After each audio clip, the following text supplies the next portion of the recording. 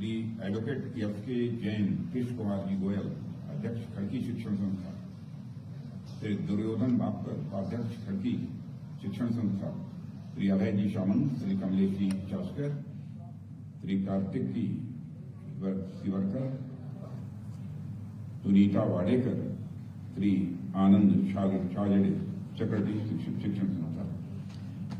यहां मौजूद मेरे सभी सम्मानित बहनों एवं भाइयों, सबसे पहले तो एक नारा हो जाना चाहिए, जय भवानी, जय शिवाजी। प्रारंभ यही से करता हूं। कोई लंबा भाषण देने के लिए आप सबके सामने नहीं खड़ा हुआ हूं। मुंबई में भी सार्वजनिक सभा को संबोधित करके आया हूं। एक दूसरी सार्वजनिक सभा पुणे में और है, वहां भी मुझे जाना है। लेकिन आप जानते हैं कि अभी आज के 5 महीने पहले लोकसभा का चुनाव हुआ था। लोकसभा चुनाव में कुछ राज्य ऐसे थे कि भारतीय जनता पार्टी को जो कामयाबी मिलनी चाहिए थी वो नहीं मिली। हमारी अपेक्षा के अनुरूप चुनाव परिणाम नहीं रहे। उन राज्यों में हरियाणा था, महाराष्ट्र, ऐसे कुछ 3, 4, 5 राज्य थे जहां पर कि हमारी अपेक्षा के अनुरूप चुनाव परिणाम नहीं मिले। लेकिन जब हरियाणा, जहां पर लोकसभा के चुनाव में हमारी अपेक्षा के अनुरूप कामयाबी नहीं मिली थी, तो हरियाणा में जब विधानसभा का चुनाव हुआ, तो विधानसभा के चुनाव में हरियाणा की जनता ने भारतीय जनता पार्टी की झोली भर दी और भारतीय जनता पार्टी की क्लियर मेजॉरिटी के साथ वहां पर सरकार है। मैं यह मानकर चलता हूं यही स्थिति अब महाराष्ट्र में होने जा रही है। जो राजनीतिक पर्यवेक्षक हैं, राजनीतिक विश्लेषक हैं, उन सबका यह कहना है कि महाराष्ट्र में भारतीय जनता पार्टी नेतृत्व की एनडीए सरकार बनना एवं सुनिश्चित हो गया है। कोई ताकत अभी से पाल नहीं सकती। ऐसी स्थिति क्यों हुई है? वह इसलिए हुई है कि केंद्र में भी भारतीय जनता पार्टी की सरकार को मोदी जी के नेतृत्व में काम करते हुए इस देश ने देखा है। और यहां पर भी तो एकनाथ जी शिंदे के नेतृत्व में सरकार को, उस नेतृत्व के साथ हमारे देवेंद्र फडणवीस जी हैं, अजीत पवार जी हैं, इन सबके नेतृत्व में सरकार को काम करते हुए लोगों ने देखा। स्वाभाविक है, जब कांग्रेस की सरकारों से इसकी तुलना करेंगे तो सहज रूप से इस नतीजे पर लोग पहुंचेंगे। अच्छी सरकार चलाने वाली कोई पार्टी है तो भारतीय जनता पार्टी, अच्छी सरकार चलाने वाला कोई गठबंधन है तो वह एनडीए। सहज रूप से इसे लोग स्वीकार करेंगे। और आप जानते हैं, लंबे समय तक देश में कांग्रेस का शासन रहा है, लंबे समय तक कांग्रेस का रहा। लेकिन आज कांग्रेस की हालत इतनी पतली हो गई है, इतनी पतली कांग्रेस की हालत हो गई कि जिसके गले पड़ जाए उसका डूबना तय है। आप पूरे उदाहरण ऐसे 10, 15, 20 आपको दे सकता हूं, लेकिन लंबा उदाहरण नहीं दूंगा। मैं यहां के लिए बतलाना चाहता हूं, क्योंकि यहां भी कांग्रेस हमारे उद्धव जी की जो शिवसेना है और एनसीपी की गले पड़ गई है, तो अब उद्धव जी की शिवसेना और एनसीपी यह मान लें कि अब उनका डूबना तय है। कांग्रेस का भी यही इतिहास है। कांग्रेस की स्थिति ऐसी हो गई है कि अपने पैरों पर वह नहीं खड़ी हो पा रही है। मैं याद दिलाना चाहता हूं, इसी कांग्रेस ने गरीबी हटाओ का नारा दिया था। गरीबी नहीं हटा पाया, लेकिन आपने देखा करिश्माई काम हमारे प्रधानमंत्री ने किया। 2014 में आप लोगों ने हम लोगों की सरकार बना दी और आपने देखा 8 वर्षों के अंदर इस हिंदुस्तान में 25 करोड़ लोगों को गरीबी रेखा से बाहर करने में कामयाबी किसी सरकार ने हासिल की है। हम लोगों का एक संकल्प है कि आज आगामी 7, 8 से लेकर 9 वर्षों के अंदर हिंदुस्तान में हम किसी को गरीब नहीं रहने देंगे, गरीबी रेखा के ऊपर सबको ले आएंगे। यह हम लोगों का संकल्प है।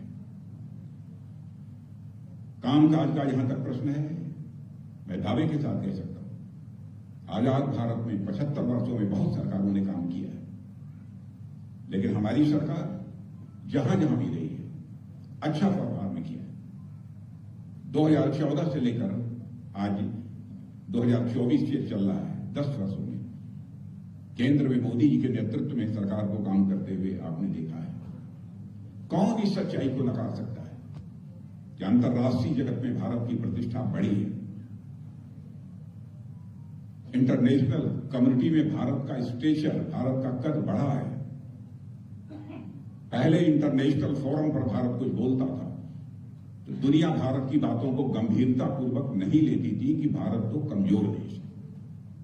लेकिन बहनों भाइयों, 10 वर्षों के अंदर ही वह परिवर्तन हो गया है कि आज इंटरनेशनल फोरम पर, अंतर्राष्ट्रीय मंचों पर भारत कुछ बोलता है तो दुनिया कान खोलकर सुनती है कि भारत बोल क्या रहा है। यह भारत की हैसियत बनी है और ये हमारी सरकार के काम का है। गरीबी का जहां तक सवाल है, 25 करोड़ लोगों को हम लोगों ने गरीबी से बाहर किया है। देश में धन दौलत, उसको अंग्रेजी में कहते हैं इकोनॉमी की साइज। धन दौलत के मामले में भी हमारा भारत जो पहले 11वें स्थान पर था, वह जंप लेकर 5वें स्थान पर आ गया है। और सारे विश्व के अर्थशास्त्री, सारी वित्तीय संस्थाएं अब यह दावा कर रही हैं, उनका यह कहना है कि साहब ज्यादा दूर नहीं है, 2-2.5 वर्ष के अंदर 2027 आते आते धन दौलत के मामले में, अर्थव्यवस्था के आकार के मामले में यह भारत दुनिया की टॉप 3 कंट्रीज में आकर खड़ा हो गया। एक अमेरिका होगा, दूसरा चाइना होगा और तीसरा यदि कोई देश होगा तो भारत होगा। महाराष्ट्र की यदि मैं बात करूं तो महाराष्ट्र में आप जानते हैं गैस सिलेंडर महिलाओं को मुहैया कराने का काम उज्ज्वला योजना के अंतर्गत किस सरकार ने किया? हमारी सरकार ने किया। और आज महाराष्ट्र में हमारे पास आंकड़ा है 50 लाख से ज्यादा महिलाओं को उज्ज्वला योजना के तहत मुफ्त गैस कनेक्शन मिल रहा है। मुफ्त गैस कनेक्शन मिल रहा है। और जल जीवन मिशन के तहत 1.25 करोड़ घरों में नल पहुंचा है और नल के माध्यम से लोगों को जल मिल रहा है। यह कोई छोटी उपलब्धि नहीं है। प्रधानमंत्री आवास योजना के अंतर्गत 26 लाख से अधिक लोगों को केवल महाराष्ट्र में मकान मिले हैं। बहुत सारी उपलब्धियां हैं। यहां पर बड़ी संख्या में बहनें बैठी। एक इतने कम समय में जब से यह योजना प्रारंभ हुई है, 1 करोड़ से अधिक लोगों को लखपति बनाने का काम हमारी सरकार ने किया है। लखपति दीदी बनाने का काम किया है। महायुति सरकार के बारे में फिर से मैं दावा करता हूं कि बहुत ही अच्छा काम किया है महायुति की सरकार ने। और सबसे बड़ी बात थी जो 2.5 लाख रुपए तक की जिनकी आमदनी रही है और 21 से लेकर 65 साल तक की जिनकी उम्र रही है, उनको आर्थिक मदद भी 1500 रुपए की मुहैया कराई है यहाँ की सरकार ने। यह सरकार बधाई की पात्र है। और इसी के साथ एक बात और याद दिलाना चाहता हूं। राजीव गांधी जी जब भारत के प्रधानमंत्री थे, एक बार भाषण देते हुए उन्होंने कहा कि मैं क्या करूं, हमारे देश में भ्रष्टाचार इतना बढ़ गया है कि मैं दिल्ली के बैंक से यदि 100 पैसा नीचे भेजता हूं तो बामुश्किल 14-15 पैसा लोगों की जेबों तक पहुंच पाता है। देखा आपने करिश्मा हमारे प्रधानमंत्री का, हमारी सरकार का, कि बहनों भाइयों ऐसा सिस्टम बना दिया कि दिल्ली के बैंक से यदि 100 पैसा चलता है तो 100 का 100 पैसा आपकी जेब में होता है। 1 पैसा भी भ्रष्टाचार की भेंट नहीं चढ़ पा रहा है। सिस्टम में, व्यवस्था में परिवर्तन लाकर बहुत बड़ी कामयाबी हासिल की जा सकती है।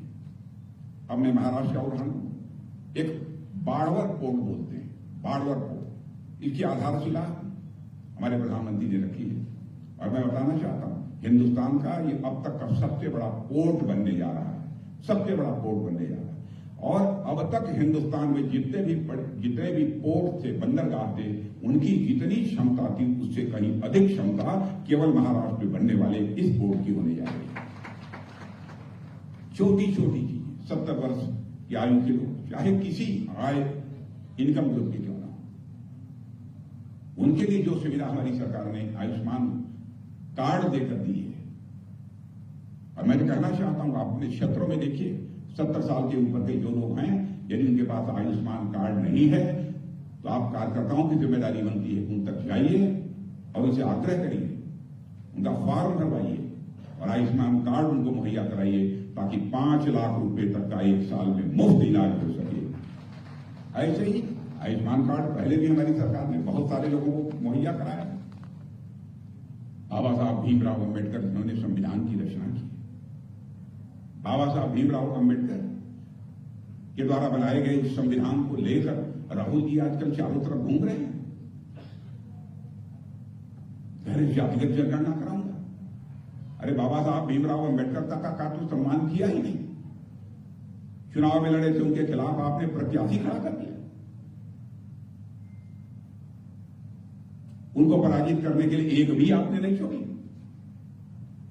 और मैं दावे के साथ कहना चाहता हूं कि आज भी आधुनिक भारत के निर्माण में बाबा साहब भीमराव अंबेडकर का जितना बड़ा योगदान है उसे नकारा नहीं जाता। लेकिन उन्हें जो श्रेय मिलना चाहिए था, मेरे दोस्तों, वह श्रेय उन्हें नहीं दिया गया। बाबा साहब को कम से कम कुछ न किए होते, भारत रत्न की उपाधि देकर सम्मानित कर दिया होता। मैं मानता हूं बाबा साहब भारत रत्न की उपाधि के भूखे नहीं थे, लेकिन किसी को सम्मानित करने का एक तरीका होता है। कांग्रेस ने नहीं किया।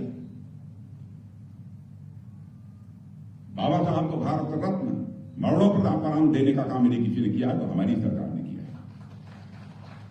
और जहां जहां पर देश और विदेश में उन्होंने काम किया है, वहां पर भव्य निर्माण कराया है और उसको पंच तीर्थ की संज्ञा दी है। यह काम भी यदि किया है तो हमारी सरकार ने किया है। अब कहते हैं कि बाबा साहब भीमराव अंबेडकर ने जो संविधान बनाया था, उस संविधान को यदि कोई बचा सकता है तो कांग्रेस ही बचा सकती है। बहनों भाइयों, मैं कहना चाहता हूं संविधान में सर्वाधिक संशोधन यदि किसी ने किया है तो कांग्रेस ने किया है। इमरजेंसी के दौरान 42वां संशोधन जो इन्होंने किया था, उसमें सबसे बड़ी बात संविधान की आत्मा जो प्रियम्बल होती है, प्रस्तावना होती है, उसमें भी परिवर्तन कर डाला। और ये लोग यह दावा करते हैं कि हम देश को बनाएंगे। आप लोगों को फैसला करना है। हालत इन लोगों की यह थी कि एक ही देश में, एक देश में 2 विधान, 2 प्रधान और 2 निशान चल रहे थे। धारा 370 के अंतर्गत जम्मू कश्मीर भारत का हिस्सा। वहां का मुख्यमंत्री पहले वजीर आजम बोला जाता था, मैंने प्रधानमंत्री। वहां का अलग झंडा होता था, भारत का झंडा अलग होता था।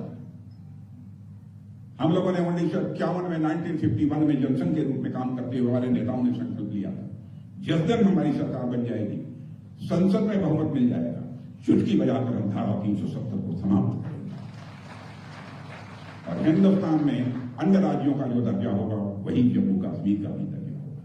करके दिखा दिया। और यह मैं बातें कर रहा हूं तो यह आपको बताने के लिए कि हिंदुस्तान की अकेली पार्टी भारतीय जनता पार्टी, अकेला गठबंधन एनडीए, जो कहता है वो करता है। हमारे कहने और करने में, वर्ड्स और डीड्स में कभी कोई अंदर नहीं रहा। और मैं दावे के साथ कहता हूं, प्रेस के मित्रों को भी कहना चाहता हूं, हमारे इलेक्शन मैनिफेस्टो को तब से उठाकर 2014, 2019 और 2024, 2014, 2019, 2024 का तो मैंने ही बनाया है। मैं स्वयं राष्ट्रीय अध्यक्ष था 2014। उठाकर देख ले, एक भी ऐसी चीज नहीं है जिसे हमने पूरा न किया। हमारे कहने और करने में कभी कोई अंतर नहीं रहा। विश्वास, भरोसा, यह इंसान की सबसे बड़ी पूंजी होती है बहनों भाई। और किसी इंसान के कारण भरोसे और विश्वास का संकट पैदा होता है तो मैं समझता हूं कि वह इंसान उस पर कभी भी यकीन नहीं करना चाहिए। और जो जो बातें हम लोगों ने अपने घोषणा पत्रों में कही हैं, हर चीज पूरी करेंगे, मैं आपको यकीन दिलाता हूं। महाअघाड़ी एक बन गई है। गांधी क्या हो गया हमारे विद्रोही को? क्या सोचते होंगे स्वर्गीय बाला साहब की ठाकरे? सत्ता के लिए उन्होंने अपने सिद्धांतों से समझौता कर दिया।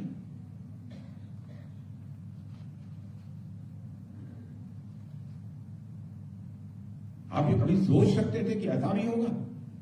बाला साहब ठाकरे ने जो पार्टी खड़ी की है, और मेरे भाइयों, सत्ता रहे अथवा न रहे, भारतीय जनता पार्टी कभी भी अपने सिद्धांतों से समझौता नहीं करेगी। मैं आपको यकीन दिलाना।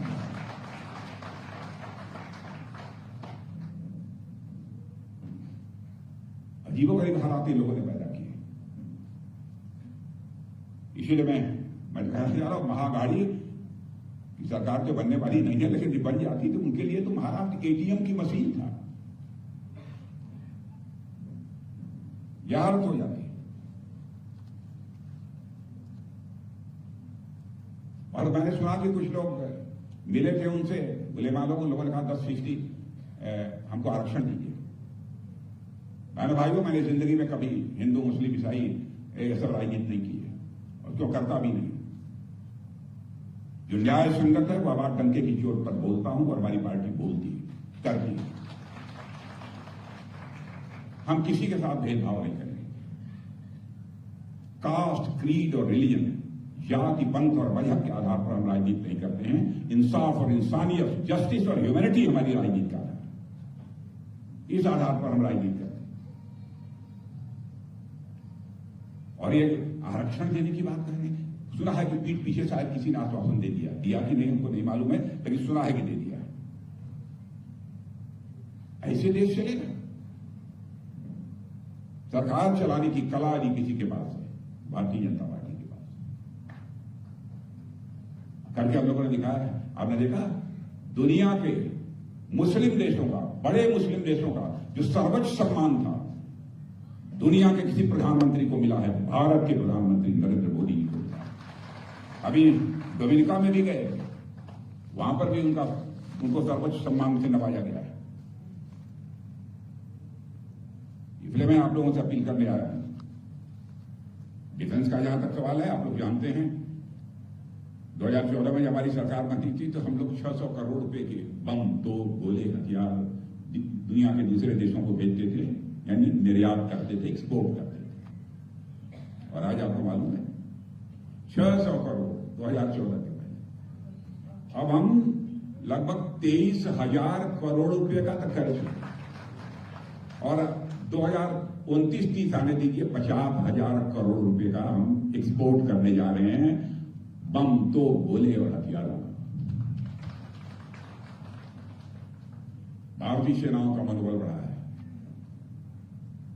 सर्जिकल स्ट्राइक और एयर स्ट्राइक करके दिखा दिया है कि भारत के अंदर यह कुवत है कि जरूरत पड़ी तो इस पार भी मार सकता है, और जरूरत पड़ी तो उस पार भी जाकर मार सकता है। यह भारत की वजह से आतंकवाद के खिलाफ भी जंग चल रही है। तो मैं आप सबसे यही कहने आया हूं कि आप सबका समर्थन हमारे सिद्धार्थ शिरोडे, हमारे मित्र थे अनिल जी, इनके पिताजी, विडंबना है वो हमारे बीच नहीं रहे। अरे सॉरी बापू जी, सॉरी मैं वापस ले रहा हूँ। हाँ, वो गिरीश बापट जी के मुझे जाना है, सॉरी, क्षमा कीजिए, मैं अपने वापस लेता हूँ। मीडिया के लोग कृपया इसको वो करें, नाम लेने में थोड़ा सा त्रुटि हो गई। और हमारे मित्रों में से हैं, और मैं जानता हूं उनके भी चरित्र को, उनकी भी कार्यशैली को भी अच्छी तरह जानता हूं, और मुझे पूरा विश्वास है कि सिद्धार्थ शिरोडे भी उसी रास्ते पर कदम आगे बढ़ाएंगे, और जनहित के लिए जो भी करना होगा सिद्धार्थ शिरोडे करेंगे।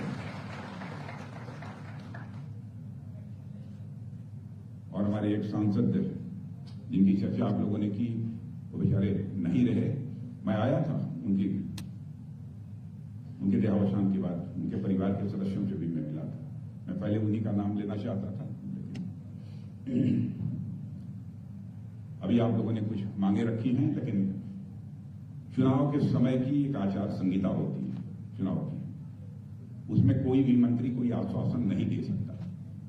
लेकिन सिद्धार्थ को सब मालूम है, वो बात हुई है, फिर मिलेंगे, लेकिन सिद्धार्थ को भारी मतों से जीता दीजिए।